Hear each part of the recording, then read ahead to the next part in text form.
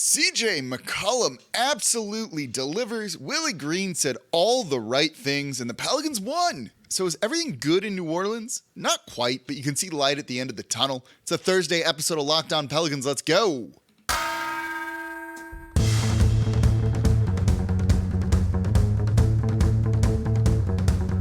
You are Locked On Pelicans, your daily New Orleans Pelicans podcast.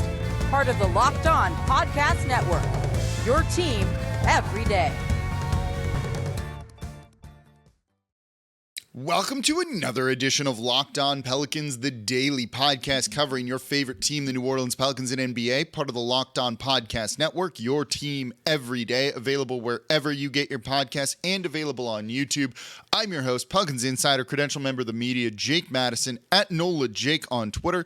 Here with y'all on this Thursday, day after the Pelicans beat the Dallas Mavericks 113-106. Got a little bit tight there at the end, and then CJ McCollum. Oh, just beautiful. 16 straight points. We're going to break this one down. There's a lot of good in here, and it actually speaks to a number of things that I said in the show yesterday that was very critical of Willie Green. And then Willie Green says all the right things today. You'll see where I'm going. Stick with me on this one. I promise. And of course, thank you for making Locked On Pelicans your first listen today and every day. We're here Monday through Friday for y'all, breaking down every single thing you want to know about this team. Good, bad, whatever it is with the Pelicans. We cover it here Monday through Friday. No days between shows, no weeks between shows, and completely free. You don't have to pay any money to listen to Locked On Pelicans. Just subscribe wherever you get your podcasts and on YouTube. And if you want to support the channel, best thing you can do, comment down below on YouTube. Was that the best game we've seen CJ McCollum play all season long? I think it might have been. So let's start with CJ McCollum because he's the story of this game. I talked about him 2 days ago and I said the stars need to be better on this team. The stars need to be better on this team when Zion Williamson's out. Brandon Ingram needs to cut down on some of the turnovers, especially those ones like in the middle of the lane. And I said CJ, since the All-Star break, has been playing not good. Not good. I don't want to say like absolutely terribly. He's averaging over 20 points per game, but it's not on great shooting numbers, and the three-point shot has been awful. Under 27% since they've come back from the All-Star break. And I was talking to Sharif Ishak of WDSU before the game. We're sitting courtside watching guys warm up, and we're watching CJ warm up. And he said, I love CJ because he's like one of the only players on this team. These aren't the exact words from Sharif, but he said like CJ holds himself accountable. And I said, but does he? Yes, he goes into a press conference and says, I need to be better when it's blatantly obvious that he needs to be better. He's not going to go in there and say like, I'm fine, not a big deal, no problem. He needs to be better. He says he needs to be better, but he hasn't come out and played better. Is that, just because you're saying it, but you can't deliver on that, is that accountability? In a sense, yes. In a sense, maybe not. Well, this one, he did it. And of course, it's like right after I say something like that to somebody else. But CJ delivered. This is a game where Brandon Ingram left early. And you needed someone to carry you as the Dallas Mavericks were getting right back into the game. Right back into the game after Brandon Ingram didn't return with a right ankle sprain. And it looked like the game was getting away from New Orleans. It was a 5-point game. They had all of the momentum. And so what does CJ McCollum just go and do? 16 straight points in the fourth quarter.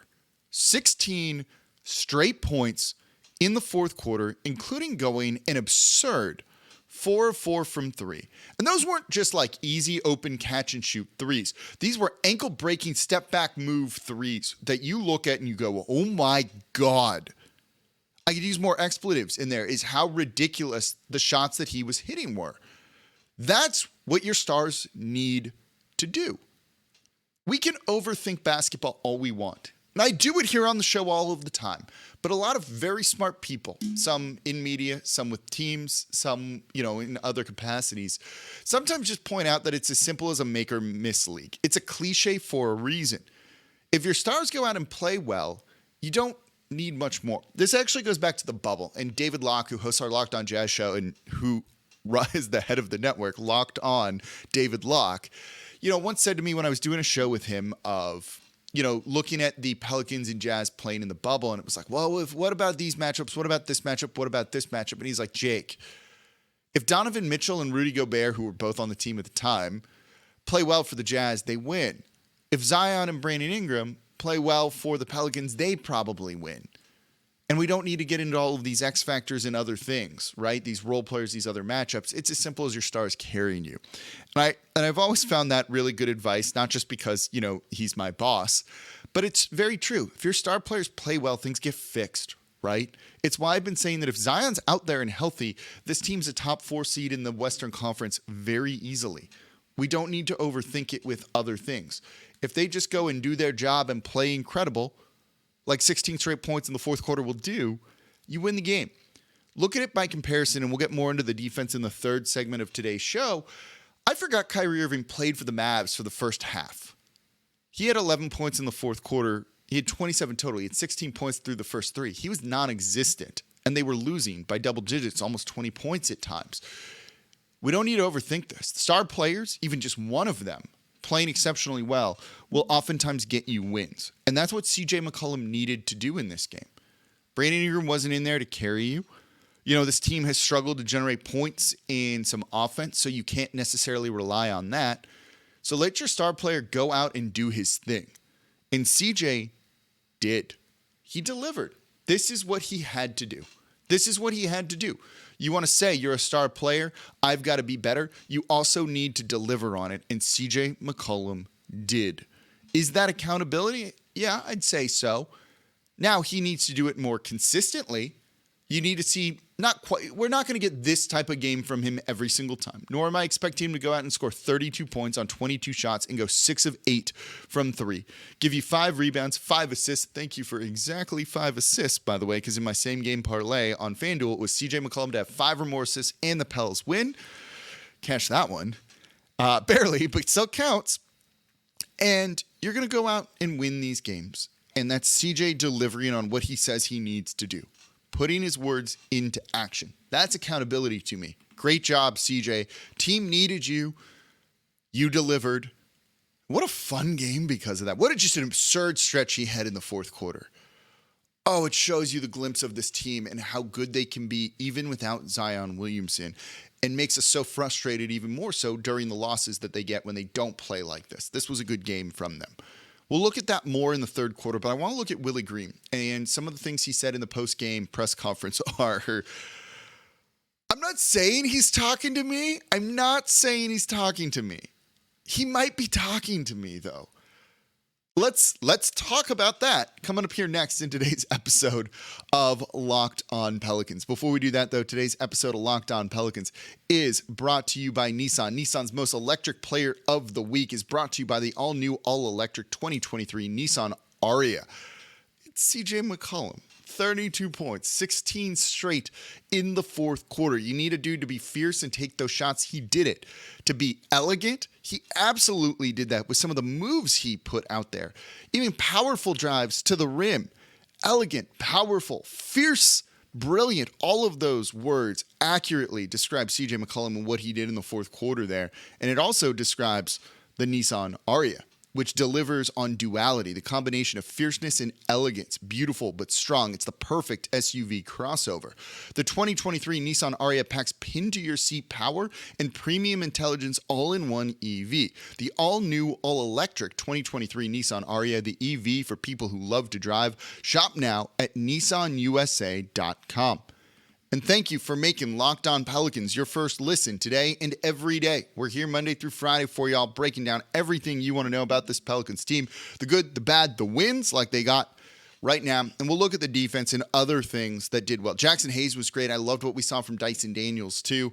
I really want to look at those. But right now I want to look at head coach Willie Green. But for your second listen today, it's Locked On Saints. Saints just signed Derek Carr. Again, I still don't know if he's actually good or how I feel about this. Maybe it's just straight up sticker shock on the price they're paying. But Ross Jackson, the host of Locked On Saints, is helping me make sense of all of it. For all your black and gold, everything you want about the team, make sure Locked On Saints is your second listen. So the Pelicans get a massive, much-needed win over the Dallas Mavericks, 113-106 at the start of a homestand. I was very, very critical of head coach Willie Green in yesterday's show. And while I never said he was on the hot seat, some of y'all like to comment without actually listening to the show and just going off the headline, and I posed it as a question. I didn't say he should be on the hot seat or anything like that. and he shouldn't be, and he's not going to be. There are some big questions about him and kind of him as a head coach. And one thing I should have mentioned that I didn't, and I'll say it here, is coaches also grow like players. They get better or worse sometimes. And growth, as Antonio Daniels likes to say, is not always linear. And I should have said that, there's still time. It's his second year. There's still a ton of room for improvement to build on the base that he already has. So one of the things I was very critical of was a comment that he had after the loss to the Sacramento Kings, where he kind of said there was no sense of urgency. There was no panicking. They just kind of need to stick to the plan and the results will happen.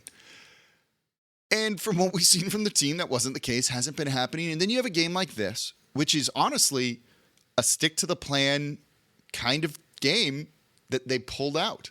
And it kind of justifies Willie Green in a sense. So if I'm going to criticize him when, I disagree with him, I'm going to also give him praise and call him out in a positive way when he's correct, and he was in this one. One of the things you heard him say in this post-game press conference was, the team, and maybe this is just trying to get some of the heat off of him.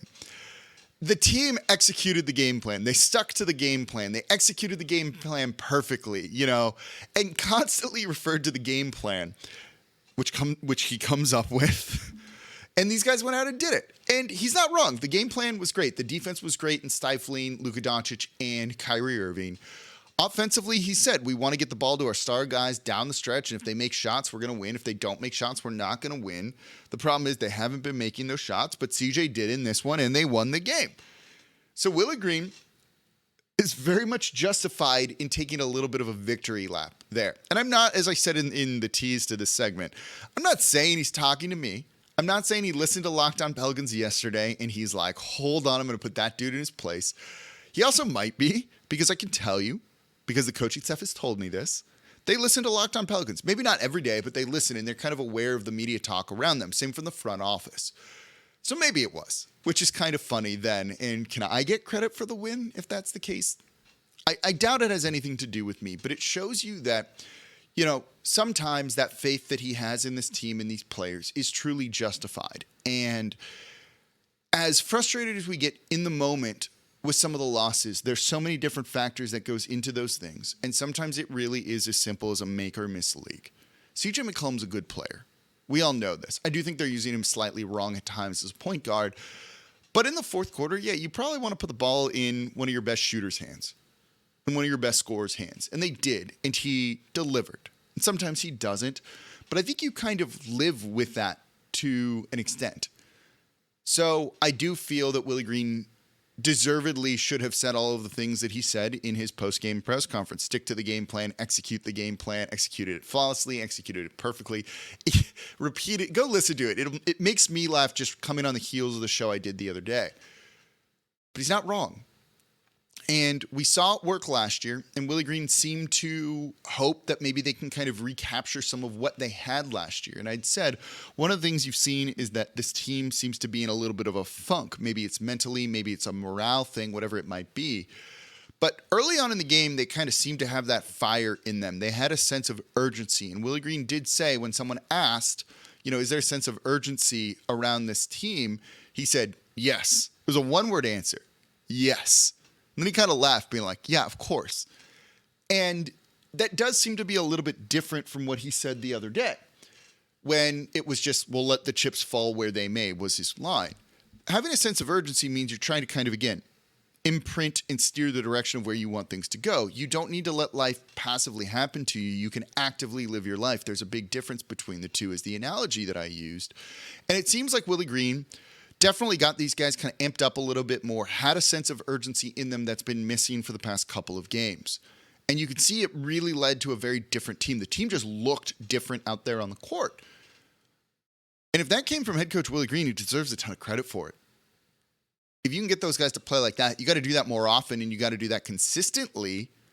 But that needed to happen, and something flipped a switch. And based on the coach being like, yeah, there's a sense of urgency, maybe he changed his tune with the players in their pregame meetings, in their shoot-around, in practices. And that's a way to go out and get a couple of more wins and be a little bit more forceful with your roster and get the most out of them. I do also think those 2 dunks from Trey Murphy early on really amped the team up. He came out playing aggressive, looking different. Josh Richardson was back healthy. It meant that maybe Josh was going to be starting instead of Trey. Willie Green went with Trey instead, the correct choice. And those 2 dunks he had in the first half got the team fired up. Look at the bench. If you can go find replay, see if you can see the bench after both of those dunks, and the team, all of them, every single player standing. Jose Alvarado losing his mind. Najee Marshall just walking this baseline being like, oh my God, what do we just witness? That's the type of thing that infuses your team with energy.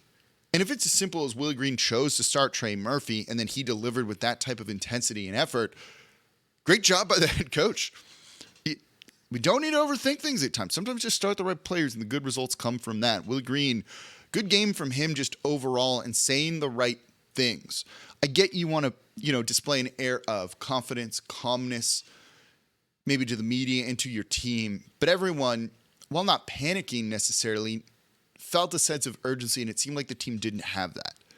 But in his post-game press conference after the win over the Mavs, you saw it from head coach Willie Green, and that was very clearly translated to the team, and it led to, it's a big reason why they got this victory.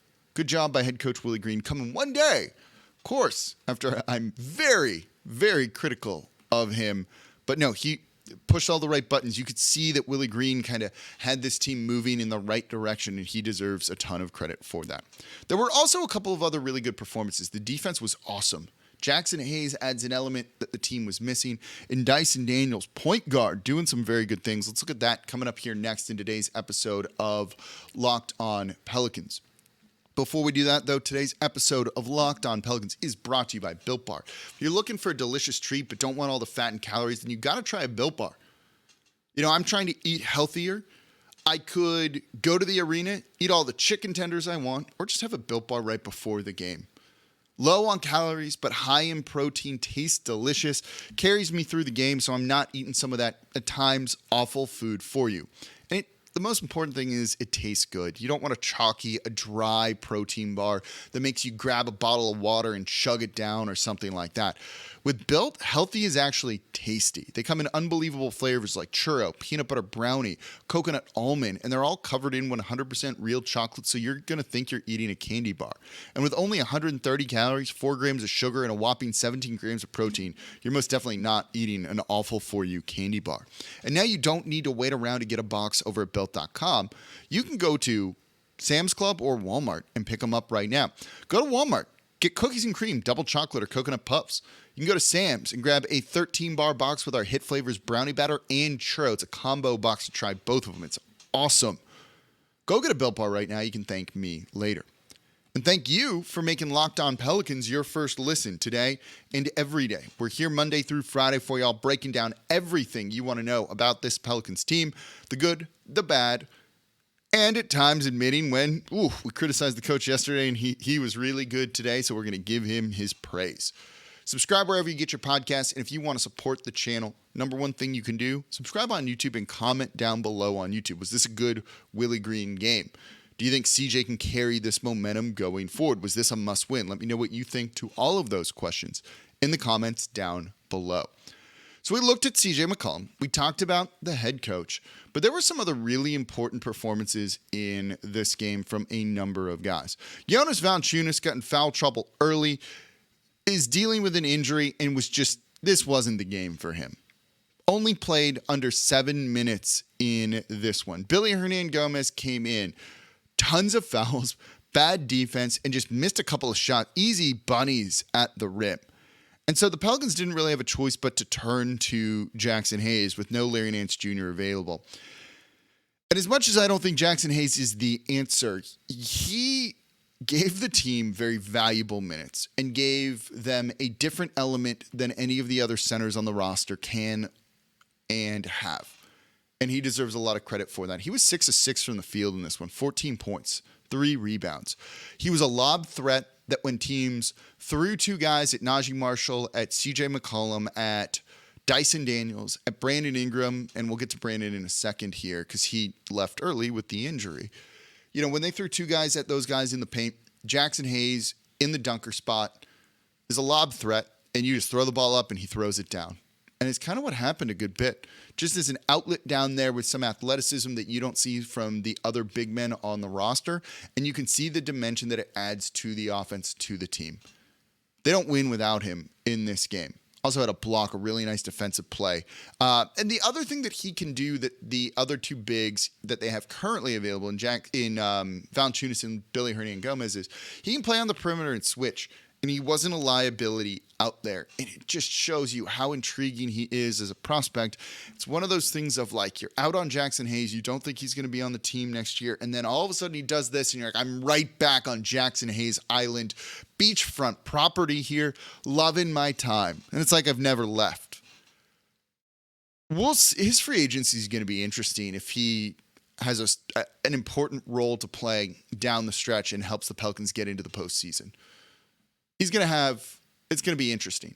He adds a vertical spacing threat that no one else really does. And it might not impact the offense right now as a spacing threat, but vertical spacing, somewhat similar to three-point shooting spacing. When you have a guy in the dunker spot, so just kind of immediately to the left or right of the basket on the baseline, that's the area is called the dunker spot. If you leave that guy to go, say Zion drives from the three-point line. The guy that's covering Jaxson Hayes rotates over. All Zion has to do is just loft the ball up. Jax gets it and throws it down. It's like the easiest 2 points ever.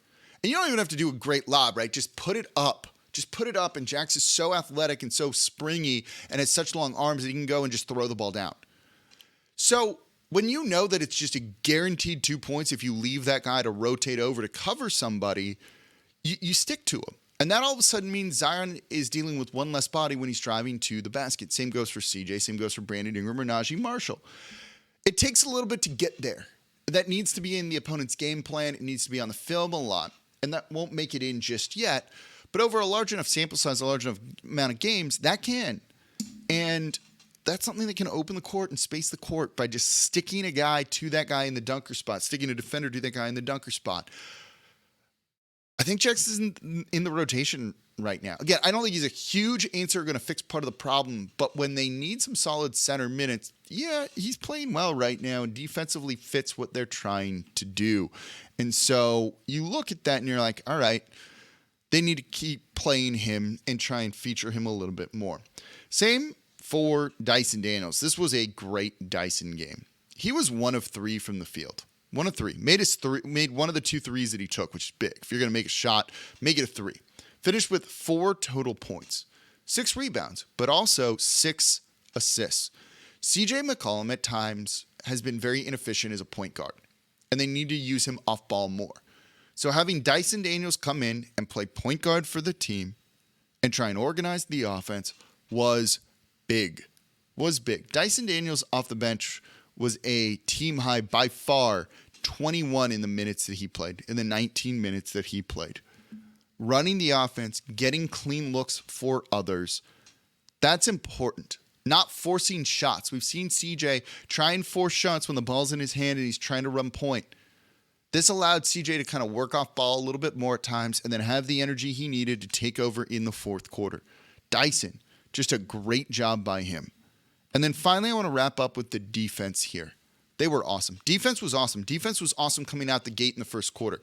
Frustrating Luka Doncic, who left this game early, but was 4 of 14 in the 28 minutes that he played for 15 total points. That's a great job. He was just missing. They contested his threes. They let him take open threes instead of driving because that's where his game is the weakest. At the rim, they met him and they challenged him. And it was Herb Jones doing a lot of that work. Herb Jones, by the way, who didn't make a 3 in this game, but still finished with 14 points because he worked a little bit better off ball. 9 rebounds and tremendous defensive presence on Luka to start, then eventually on Kyrie Irving when Luka was out of the game. Herb Jones shows you the value that he brings to the team, and if they can find ways to make him a threat offensively, they changed one of his, the 1 3-pointer he would have made, they changed to a 2. Oh, he was good. Took a charge late in the game, did everything you need him to do. This is why you got to leave him in the starting lineup. He turned a ton of those defensive plays he makes into easy offense for the Pelicans to let them get out and run and get in transition and try and score in the fast break a little bit. Those are the type of things you want to see from him. While he's not the greatest offensive player and he's been shooting a little bit better, they're finding ways to use him a little bit more. Having Dyson Daniels out there pulling the strings of the offense a little bit freed him up some. This is the type of game where you go, oh yeah, the Pelicans can be good even without Zion Williamson. Even without Brandon Ingram, who left early. We'll get an update on him tomorrow probably. Hopefully it's nothing too bad and they're just not going to rush him back in the game that they were up by 20 when he was out. And hopefully it's just precautionary and no big deal.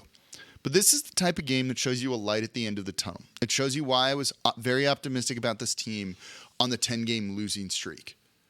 More performances like this, more accountability like this, more sense of urgency across the entirety of the organization, and they can still get into the postseason. They're not tanking. You're never going to hear me talk about them tanking or anything like that on this show.